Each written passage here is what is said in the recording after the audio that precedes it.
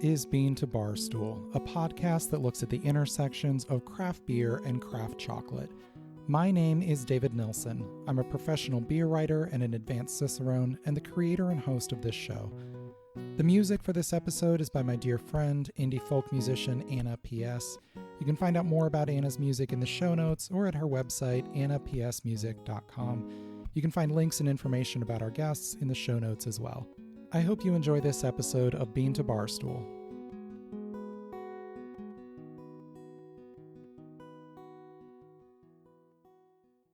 Today we're going to look at a really interesting collaboration between a chocolate maker and a brewer. There's a few different ways these collaborations typically work. Sometimes it's not even right to call it a true collaboration. Maybe a chocolate maker provides cacao nibs for breweries, so a brewery reaches out to them and just orders their nibs. That would be the case with a place like Ethereal Confections out of Illinois, where they supply cacao nibs for 100 or more breweries around the country. Sometimes, in the case of a maker like Cho, who we interviewed just a couple episodes ago, Cho provides cacao nibs to BSG, Brewers Supply Group, who's a major ingredient supplier for the craft brewing industry. So a lot of breweries will just order nibs from BSG. Maybe they know the name Cho, maybe they don't, but they're just using those nibs and it's not really a direct collaboration. Sometimes, though, we get breweries and makers who are near each other geographically, so they will have some kind of relationship, and maybe the maker will supply nibs for a special beer or use one of the brewery's beers or brewing ingredients for a special bar or something like that. A good example would be Noble Beast Brewing in Cleveland working with Cleveland Chocolate Company. We've interviewed them together on the podcast before.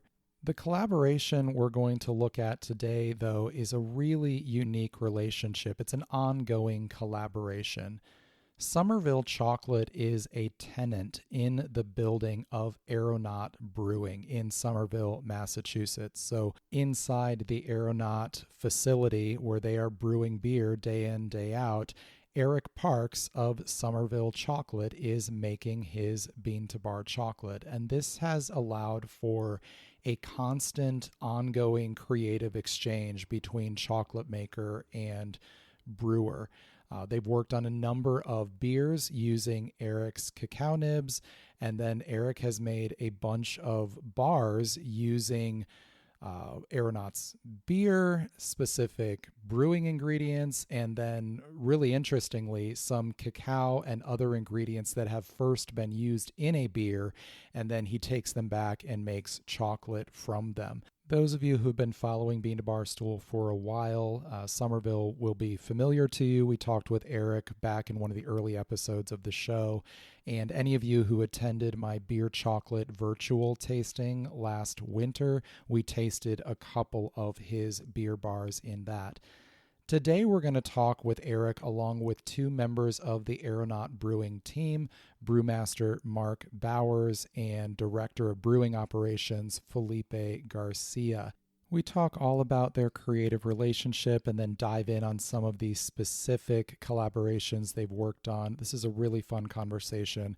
I started out by asking them how the relationship between Somerville and Aeronaut got started, this unusual arrangement where Eric is making chocolate inside the brewery.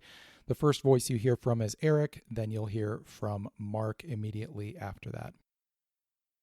The Aeronaut Brewery was started in what was formerly an envelope factory in Somerville and had been running for close to 100 years. And it got bought out by its competition, and the owners of the building started leasing space to interesting people who needed some cheap rent kind of space, such as it was back then. And Aeronaut was getting up and running. And I'm also trained as an architect, and I was doing architectural gigs. And one of them was to help one of the companies here in the brewery get up and running with permitting drawings. And I'd been doing this chocolate thing in my house, it's sort of a cottage industry thing. And so I came to the brewery because of that. And then I was sold by one of the brewery owners on carving out my own space here and kind of upping my chocolate game, creating basically a wholesale production space within the brewery. And the concept with the brewery at the time still is that there's sort of half of the brewery is a foods hub where they would sublet space to food startup, sort of as an incubator, but not quite. I was here at a farmer's market delivery service, a coffee roaster, a microgreen grower, and a restaurant or two, things like that. So that's how I came to be here. I don't come from a strong beer background, so a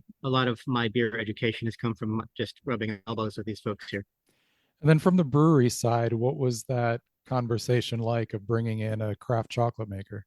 I learned from the owners of Aeronaut that we were getting a chocolate person. I said, "Oh, this is great. Having been chocolate and along with beer is just great." We already had a setup of a coffee roaster that was setting up shop at the time too, and go, "Oh, coffee and chocolate. How can we go wrong?" So that's kind of how I got it. And then once Eric showed up and we just started talking to him and getting to know him and what he was trying to do and started figuring out what kind of beers we could put chocolate in. Well, Eric mentioned that he didn't have a whole lot of familiarity with beer before this relationship began. Mark and Felipe, what was your familiarity with craft chocolate before he moved in? On my end, it was very limited. I think, Eric, I can say that we all have a funny relationship with neighbors. So I can probably tell that Eric is probably my favorite neighbor. Aside from the fact that whenever he's roasting some nibs back there, it's pretty tempting to just jump over the counter to try whatever is being processed there. So I always like chocolate a lot. I come from a country that produces a lot of cacao, which is Brazil. But Eric, I think he pushed the envelope on a lot of things for me when it comes to learning about the craft malt produced chocolate. Mark, how about you? Did you have much familiarity with craft chocolate?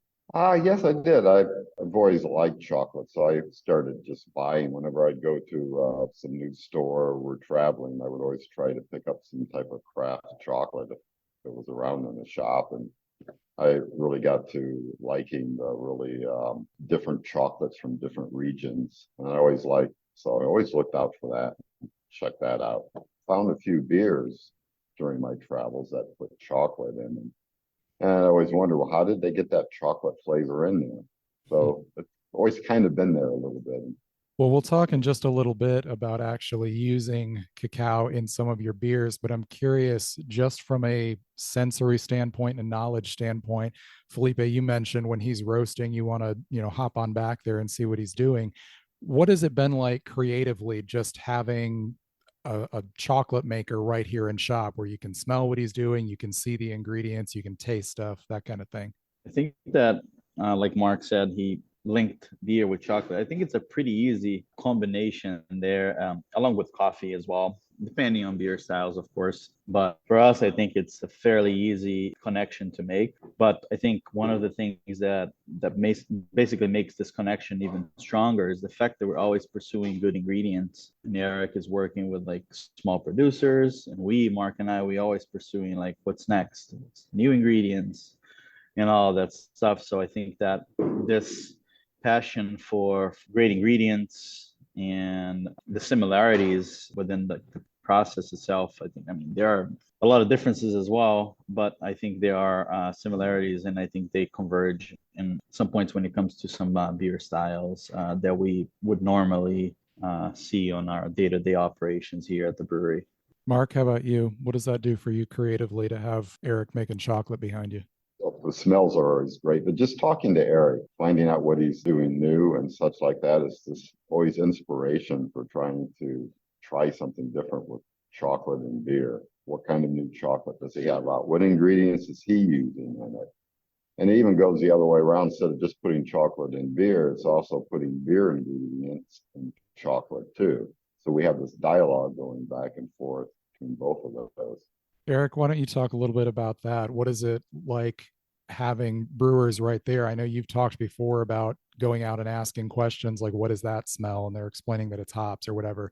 What does that do for you creatively to be able to have access to that when you're working on chocolate? Well, it's interesting because there's a lot of crossover just in terms of creativity. The same kind of thought processes go to both things. Having people who are instrumental in the creation of beer next door allows sort of like a next level discovery of what, not just what beer is or what role this plays, but what kinds of hops are there, what's the difference between hops. And it might be standard issue stuff for someone who's been in the brewing world for a long time, but having that level of expertise at your fingertips, it's been great. And they are doing a lot of, as a lot of breweries do, a lot of interesting playing around with beer recipes a lot, and there's a lot of little points of departure for when you say, hey, I could do what you're doing with that, or maybe you could use this, or we could share this common idea, like what your inclusion is. Maybe I could be my inclusion too, or maybe we can do that. So I think it's more the real time crossover, the fact that things can happen immediately or close to immediately, as opposed to a brewery that's 30 miles away and you just get together once every few months. Well, let's talk about some of those specific collaborations. On the beer side, the big one that I'm aware of is Coco Sutra. Mark or Felipe, why don't one of you tell me a little bit about that base beer, and we'll talk about how that collaboration works. Sure, I guess I'll start because I was kind of here when it first got going. And it wasn't actually the first beer that we did with Eric. The first one we did a porter, and we put in chocolate from Eric, cocoa nibs, as well as some coffee beans. And we also had a CSA group here that was doing produce and such. So we decided, why don't we throw in something fruity? We threw in blackberries. We kind of threw those three things together. It needed a little tweaking, but the beer was good. I still occasionally have somebody come by and talk about that beer too. But that kind of set the stage for it. Unfortunately, the CSA and the coffee roasters left, leaving Eric. So at that point, we wanted to do chocolate beer with just his cocoa nibs. We chose a stout. Stouts are just very common beers that are used for chocolate, because even coffee roasting, chocolate roasting led a lot to people making dark malts. A lot of these similar equipment and ideas go along with that. Mm-hmm. So it just seemed kind of natural with stouts with roasted barley to take something like roasted chocolate as well. Did a milk stout because a lot of chocolate's sweet. So milk stout has lactose in it. So put that in. So that's kind of like the thought process behind it. Then we pretty much made a fairly standard start with milk stout. And we decided there's a lot at that time. So this is like nearly 7-8 years ago, or even 9 years ago. There's a lot of talk about where do you put the chocolate in, how do you put it in? Do you grind it up? Do you use the nibs? Do you get an extract? Do you do it on the hot side? Do you do it in the fermenter on the cold side? And all of those things have ways, have pluses and minuses. So we kind of hedged our bets. We threw cocoa nibs in the hot side in the kettle when we boiled the wort. And then we threw some in what we kind of call a dry hop, which means it's in the fermenter after the beer has mostly fermented out. And we tried to pick a specific chocolate or cacao that we thought would look very good with it. Eric gave us samples of like 2, 3, 4 different ones. We picked the one we liked and went with that, and now we came out well. And we've tweaked the recipe over time, but that's kind of the base for it. And I assume that's a pretty popular annual release for you guys. Yes. When does it come out each year? It's usually late fall at this point, I believe, even into the winter. It's a bigger beer, higher alcohol, so that's why we try to shoot for the colder months, and it seems to work better around holidays too. Sure. So are you still adding it hot side and cold side?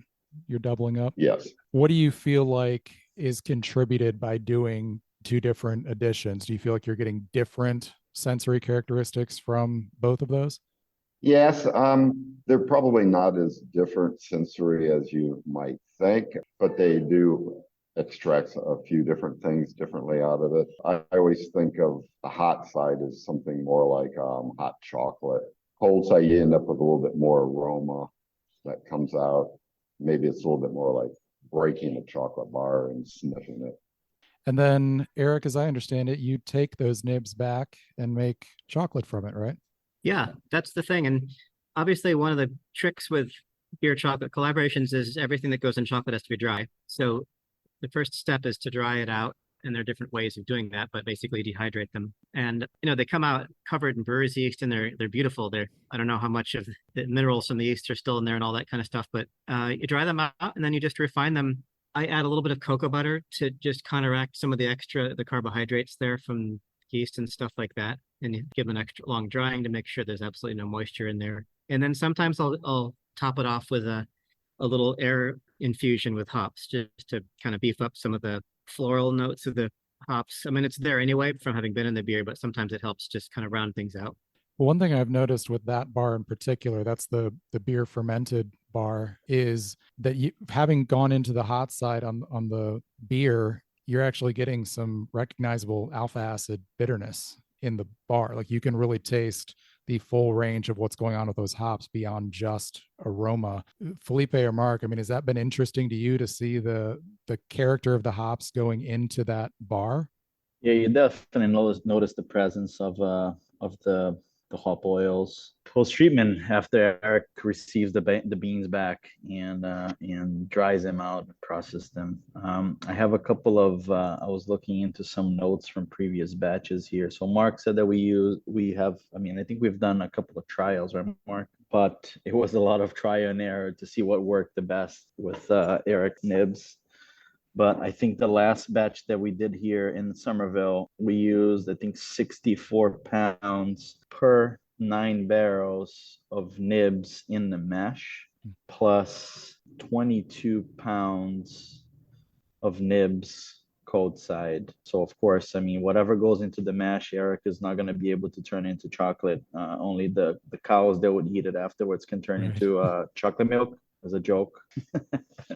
Because we do actually have a relationship with farmers that take our spent grain either to feed like cows or pigs. But we have pretty high numbers for, let's say, pounds per barrel of nibs here, fortunately, because we get great stuff from Eric. Long story short, or a very long answer to your question is that it's pretty interesting to see that the bitterness travels throughout the whole process, and it's noticeable if you put like a regular chocolate bar next to a bar that had the fermented nibs. You can easily tell which one is which. So those nibs are going in at the mash, and then post fermentation, you're not adding directly into the boil or anything like that. We'll be right back. Hey everyone, Final Gravity Issue 5 is now available in the shop on beantobarstool.com. This 5th issue of our zine telling personal, human-centered stories from the world of beer is full of great articles. Bano Segudu tells the story of the South African beer style Umkombothi, poignantly explaining its role in her culture and the importance in her family's celebrations and milestones. Maria Krugliak writes about discovering the Portuguese half pint after moving to Portugal during the COVID-19 pandemic. Amanda Bruns and Obakeng Malope discuss the water spirit Mamuhaswa and the collaboration beer they brewed in her honor. These and numerous other stories fill the 56 pages of this zine. We've expanded it and added a few features for this issue.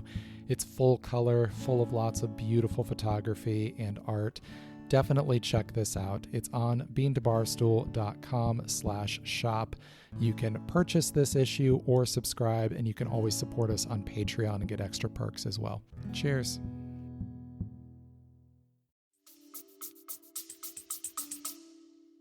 Yeah, it was in the mash, directly in the mash, as you would like you would mix your dark malts, your specialty malts, if you will. Or we at times would do like a little before the sparge, or we would do like while we're mashing in, just basically layering it, and then that goes to the farm to feed the animals, and the rest we refined the process as well over the years, that we started to bag the nibs that are going into the fermenter. So whenever we're done with fermentation and transferring the beer into a bright tank, we literally just pull the bags out, put it in a bin, and just bring it over to Eric so he can actually dry the nibs and process the cacao. So you're adding it during primary, and then are you dry hopping again after fermentation? It's during primary mainly, I would say, maybe towards the end of primary fermentation. For example, here we did a small collab here with Eric a couple of weeks ago, and it was all post fermentation, bright beer, already cold side only. So primary was long gone, and we just did a cold infusion with his nibs. So have tried the use of cacao in multiple stages, I would say. to try to capture the best essence of the product. And then Eric, what was the trial and error like when you've got these now soaking wet, beer infused nibs to turn that into chocolate? The first few batches were sort of one way. I'd give them the nibs and then they went off, and that was that. Then we had the idea of getting them back again. I think at first there was a little bit of self-doubt because in chocolate world, bitterness is considered a defect normally. A little bit sort of like a bit of MSG in a way. It can kind of enhance things. But so I thought, gee, is this really, is this what we're doing now, a bitter chocolate? And people actually either absolutely adore it or they hate it because it's a really interesting set of flavors. And it's the sequence that you perceive those in kind of varies. It's like a long drawn out process. So anyway, that whole discovery was both interesting and a little bit, I wouldn't say nerve-wracking, but just like, whoa, this is interesting. What do I do with this? But I don't think that it really required much tweaking other than just drying the nibs. It didn't really require much different with my process beyond that. So since then, we've done is a very different in what comes through when you use the nibs in the fermenter, as they've described, which is my base beer bar. And the more recent project, and we've done another one like this in the past too, where you basically soak the nibs in finished beer for a shorter period of time. You get much less of the bitterness, more other nuance of the beer that might be overwhelmed by some of the more basic aspects of the brewing process. So that can be kind of interesting to play around with.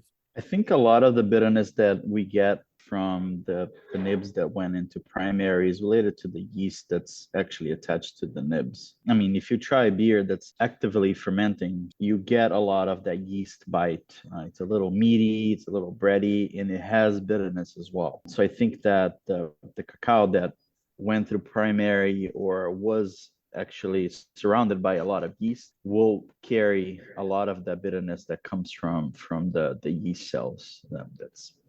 That's my personal opinion from whatever we see here on a day-to-day our life here in the brewery. Basically, I don't know if Mark agrees with that, but I think it can be related to it. And I do agree with Eric as well that the beer that the project that we did only post fermentation and like bright beer infusion, it's a lot cleaner and it does not have that bitterness from the yeast or hops. Yeah, I totally agree with what Filipe was saying. And the other thing is that the first couple of times we gave Eric the nibs, it's kind of like what Filipe said, but we didn't have the bag so that the yeast settles out and then all the nibs, instead of being in a bag being hung into the beer, it all just fell to the bottom. So it was mixed with a lot of yeast.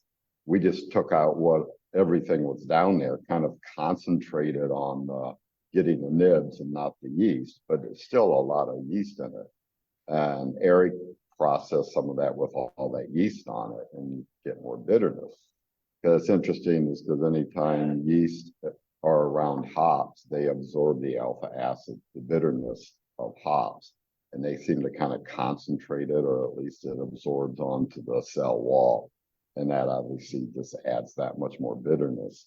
And so now the beer is clear, there's no yeast in it. When we put the nibs in it, it just gives a less bitter chocolate. That makes sense. Yeah. So, Eric, have you noticed that change in the level of bitterness since you've been getting it bagged versus sitting down in the yeast previously? Yes, I would say I noticed it not as intensely as I thought I would, but it was definitely there. And I guess it kind of detached the bitterness from what I consider the bread dough flavor, which I don't know if that's the industry standard or not, but I was getting more of the bread dough kind of character before they changed the process. And I noticed that change more than the bitterness. And also to change it in the other direction, I think Marco might remember this. We did a project once where we tried loading up a cask with a beer with as much nibs as you could fit. Or you might be able to expound on that, but it was kind of a fun exploration to see, is there a point where it's too much cacao to put into beer? And does it just get more and more chocolatey, or do other flavor notes come through that you wouldn't expect? It wasn't real drinkable. You got too much cacao nibs in it. It started bringing out vegetal flavors from the cacao that just didn't go well. So we're a little hesitant now on trying to load the beer up too much with cacao nibs. This beer was actually a pale chocolate beer. So it wasn't a stout. It was trying to really focus to get as much flavor as we could chocolate into the beer. So I can't remember how many pounds we put in it per gallon, but it was a lot. And it Yeah. was, like I say, it was a pretty pale beer. It had the chocolate notes, and it definitely was better when it was fresher too. But yeah, it just overall, there's a limit to how much you can put in and have it still taste good. I'm interested in seeing more of those pale styles. I think that there's an opportunity there to do some interesting things with cacao and chocolate because we're so used to just having them complementing the dark roast of the malt, like you were talking about earlier. So that is interesting. Now, Eric, I know you also do the bar with hops, and as I understand it, you're steeping the nibs in like a hop tea. Is that right? The hop infused, the dark milk bar. Yeah, yeah. Yes, although I've more recently switched to just doing an air infusion with that. Okay. That seems to be a cleaner way to do it. And oddly, certain aromas that are really, really strong won't really jump ship so quickly to a chocolate, but hops, the minute it gets airborne, it just like clings to the cocoa butter. I don't know what it is in the chemical speaking, but so air infusions become the way to go with that. And that is a way to avoid any of the bitterness at all. Mm-hmm. Previously, I was trying to do lots of tweaks with mixing and dilutions and things like that. Yeah. So that's been an evolving process. And I believe you've told me before you really like the more tropical hops for that, Citra, Mosaic, Amarillo. Is that right? Yeah, we've tended to use Mosaic and Citra the most. And we did an experiment a few years back where we used, I think, 6 different hops, and I tried to infuse them all the same way. And certain ones, Mark might correct me that the noble hop, they just wouldn't really jump ship so quickly. There was a very different level of intensity among all the hops, even though they initially seemed the same when you smell them. Yeah, Mark, what was your experience with that? Yeah, I totally agree with that. When Eric came to me to talk about what type of hops to use it for this, I kind of thought the fruity, the newer at that time hops like Citra and Mosaic might bring a better flavor to it than the earthy. People call it spicy, but it's not spicy in cooking ways necessarily of the noble hops. Leathery, something like that. They work well in beer, but I didn't think they'd work that well in chocolate. And I guess I kind of got that one.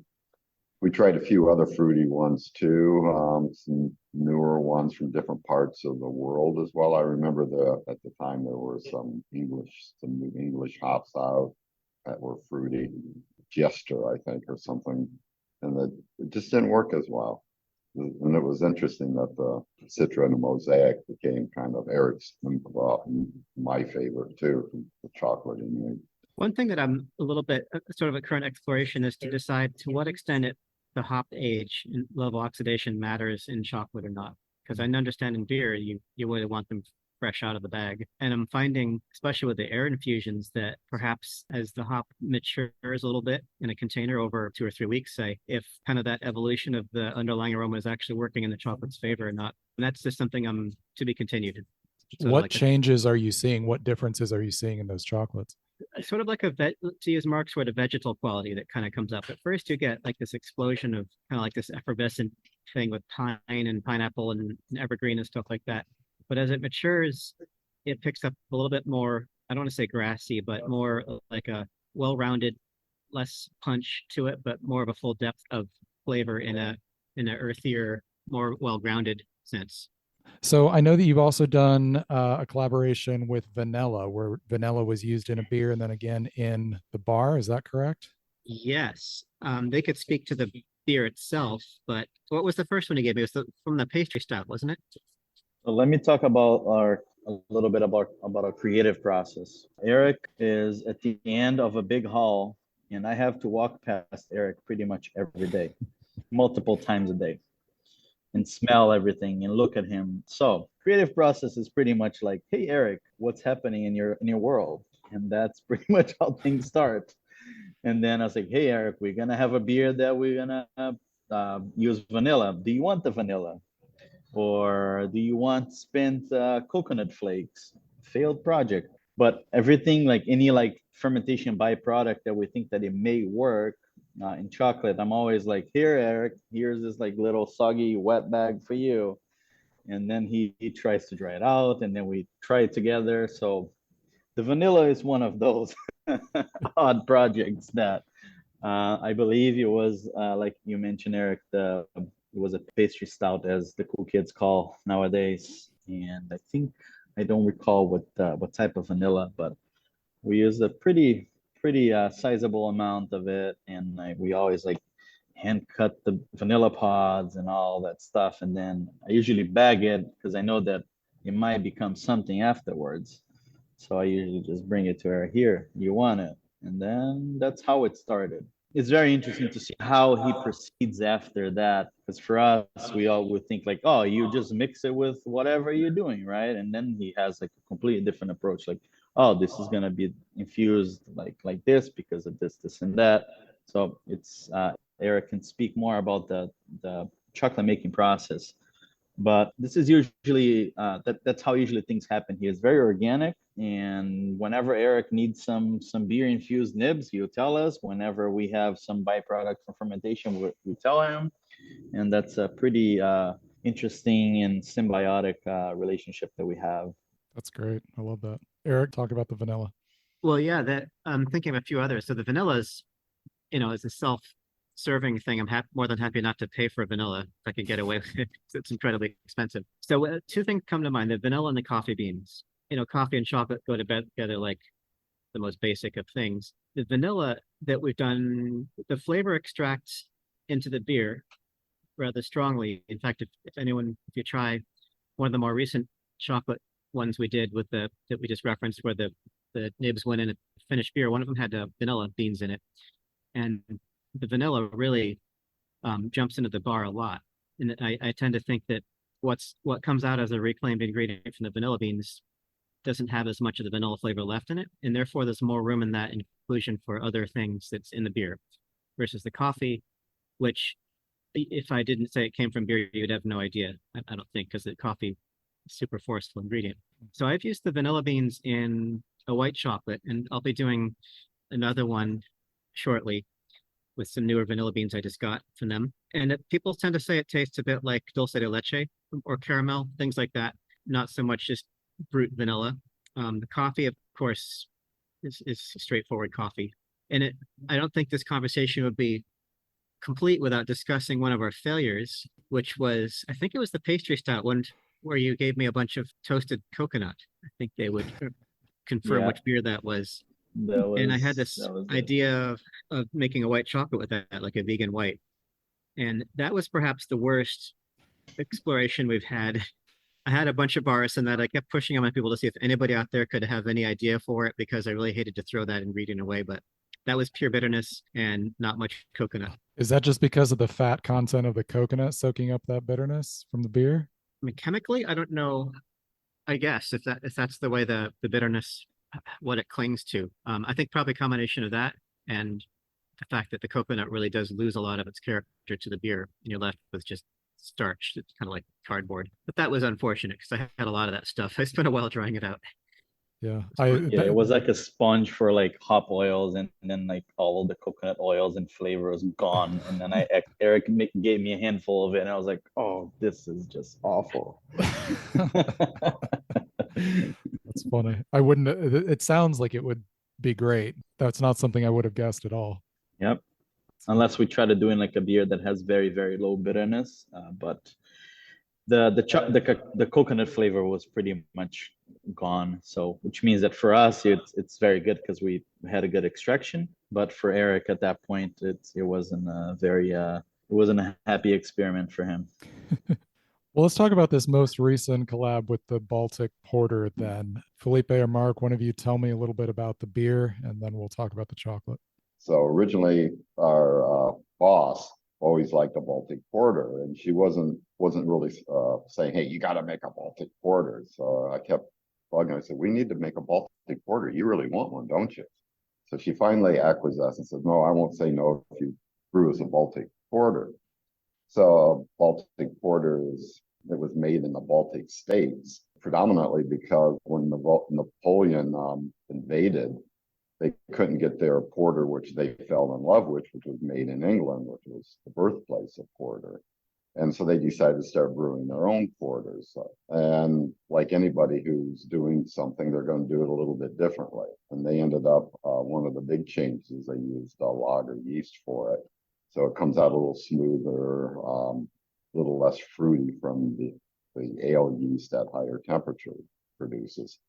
And there's some other differences too. And so we decided to make one to use a lot of malts that are a little bit closer to the Baltics, but not on the Baltics, and specifically Czechoslovakian dark malts. A lot of them were floor malted. So we got some really interesting floor malted character out of it. And it turned out really nice. And then Filipe says, well, we don't want to make the same thing the next year, just change something up. And he suggested, well, why don't we throw maybe a little bit of smoked malt in it as well, and some rye malt. So I'm going to throw it back over to Filipe at this point, and he can continue the story on and then what we did and stick in barrels as well. So, and then we designed this beer. We all absolutely love this brand. I think it finally reached the point that we are happy with it. And it's designed for barrels, so it's very robust. It has a really nice body, and it's supposed to endure like at least a year in wood, basically. So the first round that we did here was fully matured in bourbon barrels. And this second collaboration, which Mark and I tweaked the recipe a little bit, it has a little bit more rye and a touch more of smoked malts that we like a lot. I think going back to what Eric said about the hops and the bitterness, I think it's a very polarizing thing for the chocolate people. And I think that smoke is a very polarizing thing for a beer people. You either love it or you hate it. There's no like in between there. So we decided to just do a touch of that for complexity.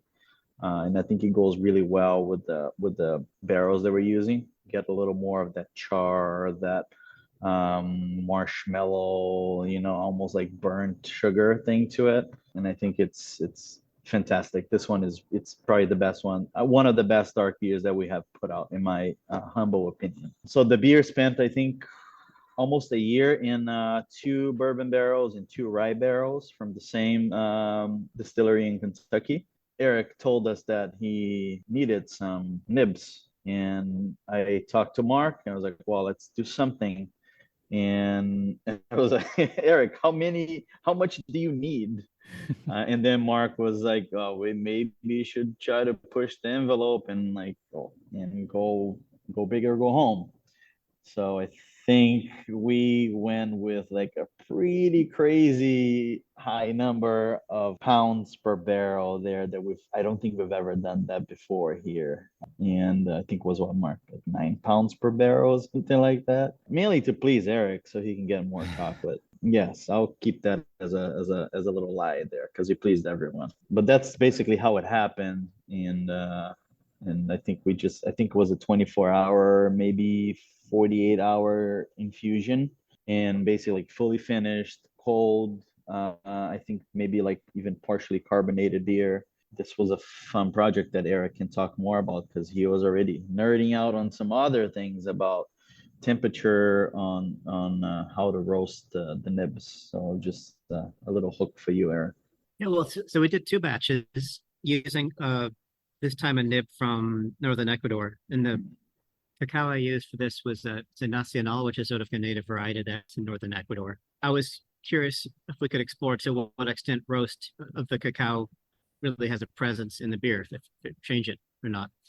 So one batch I gave them, I think, 9 pounds of nibs that had been very gently roasted, maybe in the range of 240 to 260 for I think 45 minutes or so, which is fairly cool for a cacao roast. And the other one was like a quick roast at 300 or so for maybe half that period of time. And they did 2 batches. The batch with the low roasted cacao, they threw in some vanilla to kind of round things out. And then the other batch is just the hotter roasted nibs, and those sat by themselves. And they're both I enjoy the bars. What surprised me, and I remember they mentioned this during the processing, that the rate at which the vanilla worked its way into the beer was different than the rate at which the cacao worked its way in. So I think there was some concern that leaving it long enough to give the cacao a strong presence would overdo the vanilla. I don't know if I'm misstating that or not. The end result was a very vanilla-laden chocolate. And I would say the barrel had a really good presence in the bars as well. You get this kind of oaky spirit feel to it. So I think all around it's well balanced. There's a little bit of bitterness from the hops, but not much. I don't think that this time spent in the beer was enough to really wash out the character of the cacao or anything like that. So the roast difference is pronounced not as it does sort of mute it a little bit. Like that level of roast would normally be a bit more of an espresso-y bar. In this bar, it was not quite that much. But interestingly, what I thought of as vanilla flavor in the vanilla flavored bar, a lot of that was also the barrel, the oak and the bourbon and things like that. So there's some melding of flavors there. Felipe or Mark, how did you feel like the flavor of those two different cacaos came through differently in the beer? First one we did was the hotter roasted cacao nibs. And we let that go just 24 hours because I started to pick up just a little bit of that vegetal feeling or flavor that I had gotten when we soaked a lot of beans in the pale one before. And we just left that soak for days, maybe even over a week. So it was really long. So I was definitely watching that up or so. Didn't get that. Well, after 24 hours, I said I was getting a little of that. But then when we did the vanilla one with the lower temperature roasted one, I didn't pick up that after 24 hours. So we let it go 48 hours to pick up a little bit more vanilla. At that point, we didn't think the vanilla was shining through as much. And so that actually really helped to bring out a little bit more vanilla in it. Then in the beer, it just seemed like there was a little bit more espresso notes, I would say, like in the hotter chocolate one. And it was a little milder, maybe not quite milk chocolatey like, but less sharp, a little less, sharp is probably the best word, less sharp, a little smoother in the lower roasted one. We'll be right back. Hey everyone, my book on pairing craft beer and craft chocolate is available now on Amazon and on the Bean to Barstool shop. Pairing Beer and Chocolate, a guide to bringing the flavors of craft beer and craft chocolate together, is out now. This paperback book explains the process of pairing beer and chocolate, includes a guide to hosting a pairing at home, walks through dozens of beer styles to provide style-by-style pairing guidance, and gives room for taking your own pairing notes along the way. This is the only book on pairing beer and chocolate available. Grab your copy now at the link in the show notes or on Amazon. If you manage a tap room, bookstore, chocolate shop, or cafe and want to stock the book, get in touch about our easy wholesale process. Beer and chocolate belong together, and this book is your guide to getting the most out of every pairing.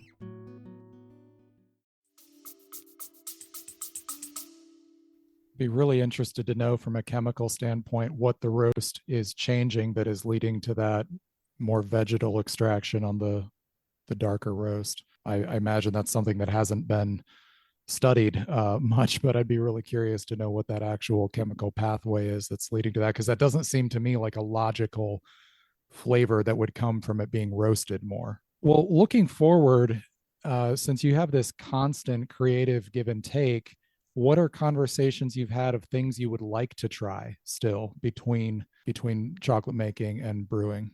Personally, one thing that's been, as a non-brewer, there's this cliche with chocolate and dark beers, and I can't really speak to that in any greater detail, but I've wondered what would happen if one were to put nibs into a beer that's a light beer or summery kind of thing. What happens? Would it bother people to have this disassociation with the dark beer and the underlying chocolate, or could it be something new and exciting? I don't know. We've seen a lot of that with coffee. I know there's a lot more pale coffee beers now that give a really bright, fresh coffee aroma rather than that more intense roast, like if you're doing a coffee stout. So I wonder if that would translate over on the cacao side. Mark or Felipe, how about you two? What are things you would like to do since you have access to Eric and his ingredients? It's very interesting because same as for like beer, I would say that you like to try. I think the more you try, the more you want to try and experiment as well. So we've been like playing a lot with different types of tea, different types of coffee, now cacao. Eric has been playing a lot with spices. I was literally just processing like almost 2 pounds of coriander, and tomorrow I'm gonna process more black limes for a beer. So maybe tomorrow you're gonna get a bag of something, Eric. You want some black limes or coriander? I would take that. Um, I did a couple of bars for a woman who brought me various spice blends from her family. She was from India, and I guess it's kind of in the tradition. Each family has their own like preferred blend of spices. And one of the interesting things with chocolate is the balance gets changed a lot when you throw it into the fat of the cocoa butter. So coriander, that's what made me think of that. Coriander jumped way out in front of everything else in one of these spice blends. Hmm. And a lot of the other ingredients kind of went away or took the back burner. So I don't know how much coriander. I try a little bit. And the black lime, I think there's some other makers working with that. I can't remember who they are, but that would be interesting to try too. All right, last thing I'll ask you all, I'll ask each of you this: your single favorite collaboration that has come out of this, whether it's a bar or a beer, just your single favorite flavor experience that's come from you all working in close proximity. Eric, what's been your favorite? My favorite of the collaborations, that is a tough one. I think that this most recent one with the vanilla and the lightly roasted cacao is probably the most approachable and the bar I'd most grab if I wanted just to eat something. Having said that, the white chocolate with the coffee is just downright lovely, but it's not super fair to call that a collaboration because you're not really getting beer in that. I think it's just the coffee. So Filipe, how about you? I'm very biased to this latest collab. I think and I'll go on the opposite end of what Eric said. I think I'll go with the Baltic Porter that received the hot roasted nibs without the vanilla. I think is just beautiful. It's nutty and it hits all those rich like chocolate notes and without the interference of the sweet notes from the vanilla. Sometimes some people even say medicinal, which we strive to move away from, generally speaking. But I would say the bar that I tried that received the nibs that were hot roasted without vanilla was probably one of my favorite things that we've done together. Mark, how about you? I would also say the Baltic Porter. It just felt a little bit more elegant having the cocoa nibs in there. It was already a great beer before we barrel aged it, and it became really great as well when we barrel aged it. It was just so smooth, and then throwing the nibs and even the vanilla in just really made it thing. And then the chocolate too.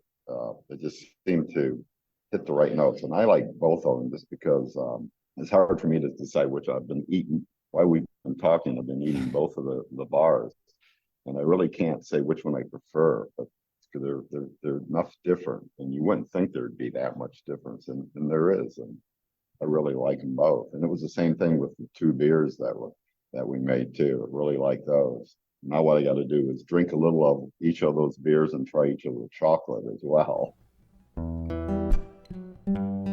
Eric's beer chocolate bars really are fascinating, and I have enjoyed getting to taste the 4 that I have tried so far.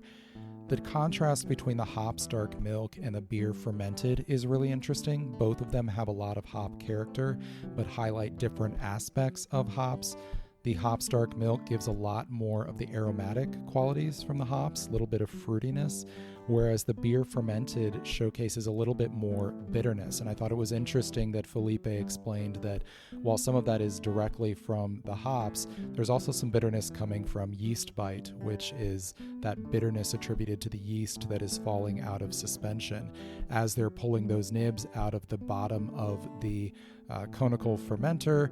That is bringing with it some of that yeast slurry. That yeast slurry has its own bitterness and is also holding on to some of the hop bitterness as well. It's all just really interesting. On the 2 more recent bars, the ones that were made with the Baltic Porter, that contrast is more subtle but no less fascinating. I really enjoyed the lighter roast that had the vanilla, particularly because of the quality of the vanilla itself. rather than just a typical baking vanilla, I got more of a floral kind of cherry blossom note from it, along with toasted marshmallow, which was just really beautiful in there. There are no harsh edges on this bar at all. It just has this rich, kind of woolly, soft character to it. Really lovely. The one that featured the heavier roasted cacao without vanilla is a little bit more of a kind of classic roasty dark chocolate. You get a little bit of like a hop tea, like a black tea quality to it. Again, a little bit more notable roast. It is very good. It's kind of just like a classic representation of bringing porter or stout and chocolate together. So not quite as unexpected as the lighter roast, but very, very good. I enjoyed all 4 of these quite a bit. I would love to hear from you which of these bars you would be most interested in tasting, which one makes you the most curious between the beer fermented, the hops dark milk, and then these 2 with the Baltic Porter, the one with the light roast and vanilla and the one with the darker roast cacao. Let me know on social media which of these is most interesting to you. I have not had the opportunity to make it up to Aeronaut and taste any of the beers made with Eric's cacao, which I would love to get to do that. They all sound really good. I'd be interested to hear which of those most piqued your interest as well. This is such an interesting collaboration and ongoing creative relationship. I love the opportunity that it gives to explore what cacao and chocolate and beer can do together beyond the constraints of sort of, like Eric said, getting to see each other, driving out to the brewery every few months and getting to taste things together. This allows for that ongoing day-to-day collaboration, and it's so interesting what has come out of that. Before we wrap up, quick announcement, and you will be seeing plenty more about this on Bean to Barstool's social media channels and my own socials as well. You all know about the Pairing Beer and Chocolate zine that I published a year and a half ago. Thank you to everyone who has purchased that zine over the last 18 months. I am going to be publishing that as a book, and it will be available in just a couple weeks. So I will have details out about that soon. It is expanded, has even more beer styles in it. Really pleased with how it came out visually. It also has room in the book for taking notes on your own pairings. So look out for that announcement. I will be having the details all over the place very soon. So thank you so much for listening today. Hope you enjoyed this episode of Bean to Barstool.